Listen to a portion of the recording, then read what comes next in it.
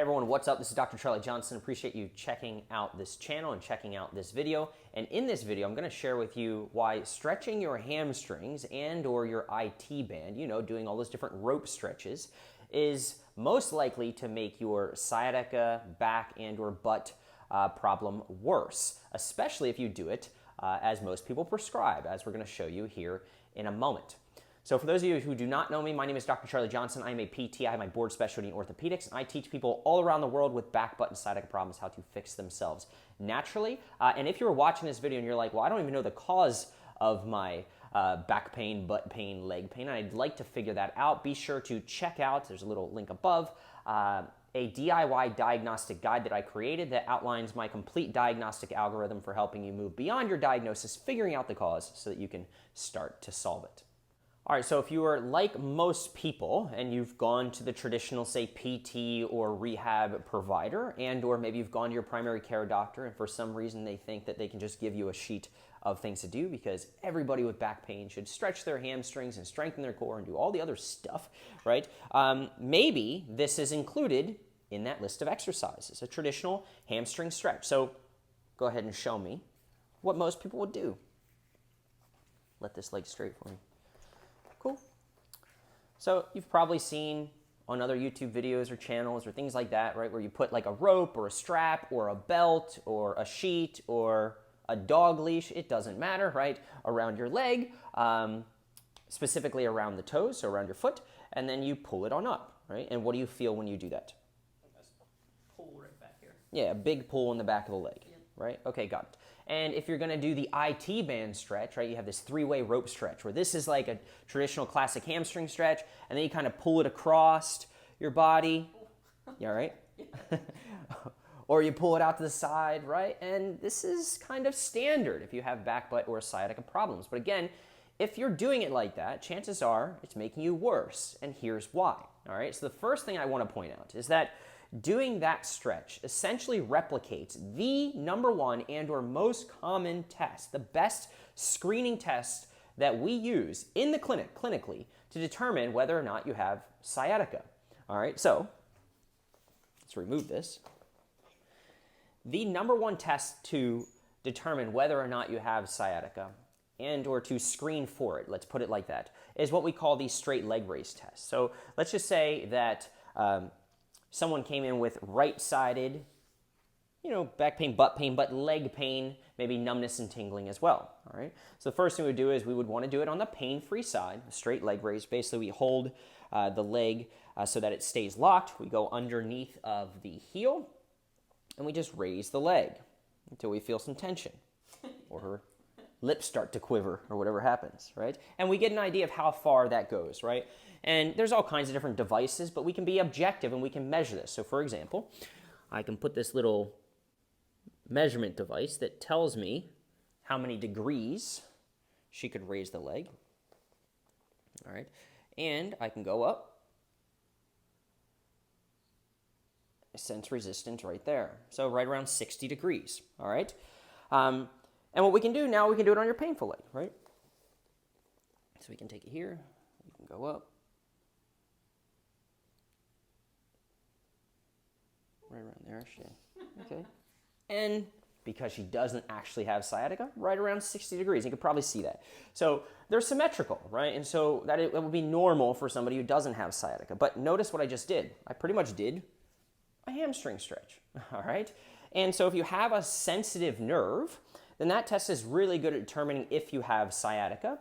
And basically, if that test is negative, meaning there's no pain or problem, and again, you would learn this in the DIY diagnostic guide, and you can do a straight leg raise and or someone else could perform it for you, right, just like I did with her, and it's negative, then you could say with 90+% certainty that you do not have a sensitive nervous system in the sense of sciatica, sensitive sciatic nerve. Okay, that's how good this test is. So if you don't have a positive straight leg raise, meaning it reproduces your familiar leg pain, numbness, tingling, your problem, then you can be 90+% certain that you do not have sciatica.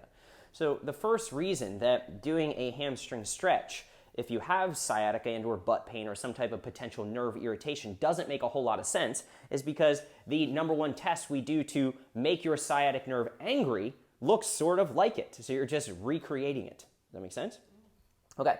Now, the difference is this. So notice during the straight leg raise test that I did that I didn't do anything with the foot.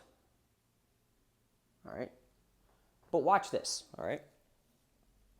Tell me when you feel like a little bit of stretchiness.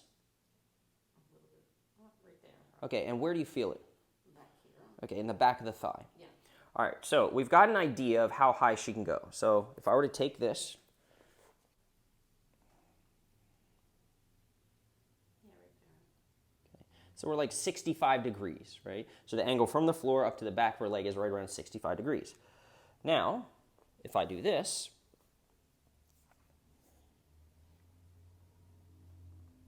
tell me when you feel tightness now. Right there. Significantly less. So what's the difference? What's the difference between this one and this one? Obviously, I pulled on the foot, and in the first one I didn't, but why does it matter? All right, and so this is really key, and this is the reason you're going to want to be aware of how you're stretching your hamstrings so that you don't make your sciatica and or your butt pain or whatever it is in that leg that's sensitive worse. What we want to talk about now, what you need to understand is that there's something called structural differentiation, meaning there is actually a way to determine the most likely source of what's limiting your motion or causing your pain, all right? So if I have her flip over here, I'll actually show you some tape that I put on her leg. So you can actually see that there is not only a muscle in the back of the leg, but there's also a nerve that connects the entire system, all right? And so this is super key. So one second. All right, so hopefully you can see here, right, that not only is there a hamstring, we'll use this old piece of tape to represent the hamstring muscle, which goes from the butt bone to the back of the knee, but there's also another piece of anatomy at play, a nerve which goes all the way from the spine, in fact, all the way up from the brain, all the way down, and goes the whole way, all the way to the bottom of the foot, right?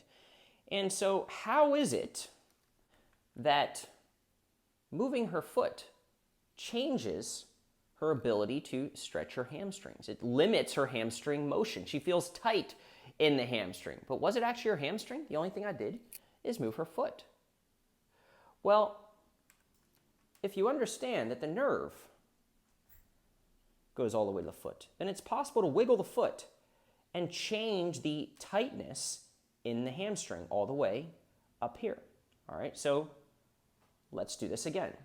So what's really happening, if you're stretching your hamstring and you're putting the rope on the ball of your feet, is that you're stretching your sciatic nerve, not your hamstring. So let me be clear again, all right? So we go up to this point, and we feel tightness there, all right? But if we do this, we only get to there. And so did I change anything about her hamstring? No, I did not, all right? The only thing I changed was her foot position, all right? So you feel tension there. The hamstring muscle just tore, all right? We just tore her hamstring muscle right off the bone. It's flopping right here. The tape came off. The tape came off, yeah. That's funny. All right, let's pretend like that didn't happen. Okay. So we go to this point, and she feels a pull in her Hamstring? hamstring. Very good answer. The back of her leg, right here, all right? But if we now do this, I'm not going to move her leg.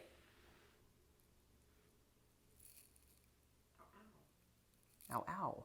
What happens to the sensation that you feel in the back of the leg? Gets stronger. Gets stronger. So if we do this, it gets a little stronger.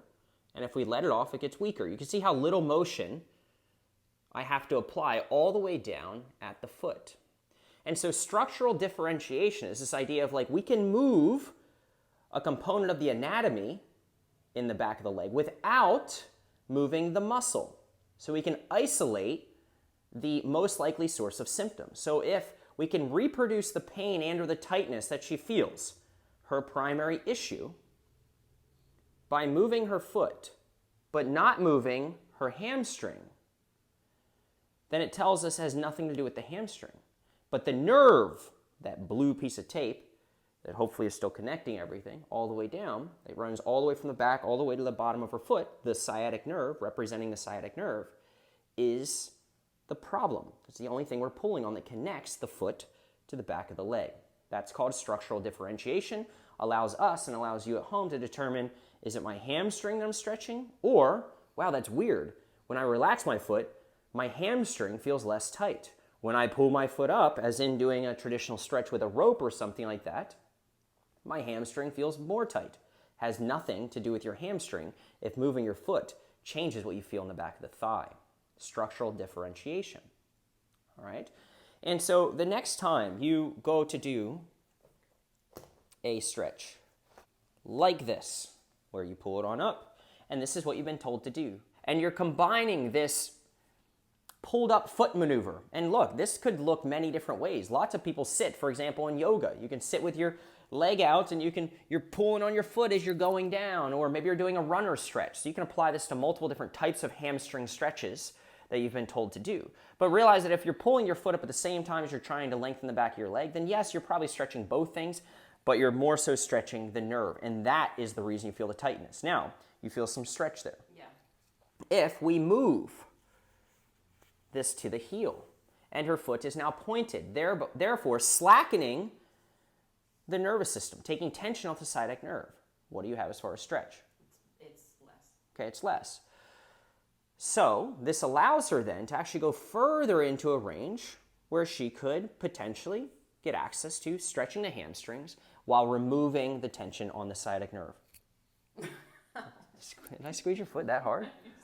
So, that being said, the IT band stretch, all the other types of stretches, the same darn thing. So if you're trying to stretch your IT band, here's what happens.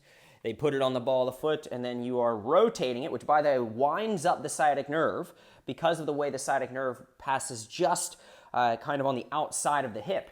Doing this and crossing it over and rotating and pulling up your foot is, again, a test that puts a ton of tension through the sciatic nerve. So if you're going to do that, I don't love the stretch to begin with. Can I hold this toe? Sure. All right, we're gonna hold this toe. There we go. All right. Maybe do something like that. All right, it would make it a wee bit better, and it would, again, remove the tension off of sciatic nerve, okay? So really what you're trying to do via this idea of structural differentiation is make sure that, number one, you're stretching what you actually want to stretch. If the objective is to stretch your sciatic nerve, right, then absolutely pull your toes up as you do something.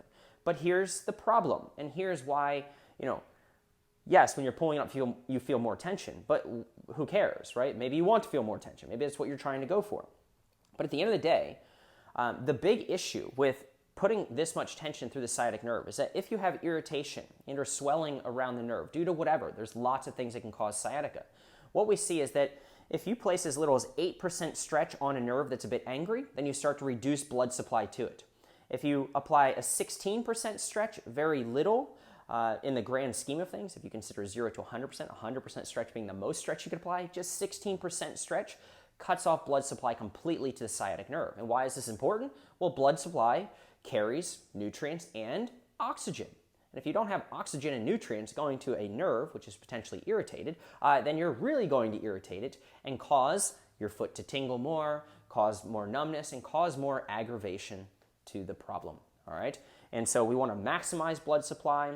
Nerves like to be moved and glided, but they do not like to be tensioned, right? And you've experienced what it's like to tension a nerve for slightly too long and or compress a nerve for just a bit too long. If you've ever sat, say, in front of your couch with your legs crossed and or sat in a weird position for too long and you get up and your foot is like, tingling and kind of sensitive or whatever, all right? So that being said, this is likely the reason why the traditional hamstring and or IT band stretches are making you worse and or have the potential to make you worse and therefore are high sort of risk for lots of people with sciatica, especially if you don't understand this concept, right?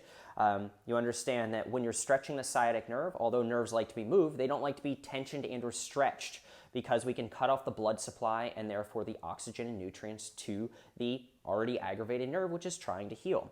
And the final piece that's really important is that if you understand that both the muscle and the nerve go down the back of your leg, but your muscle stops at the back of the knee. It doesn't go all the way to the foot.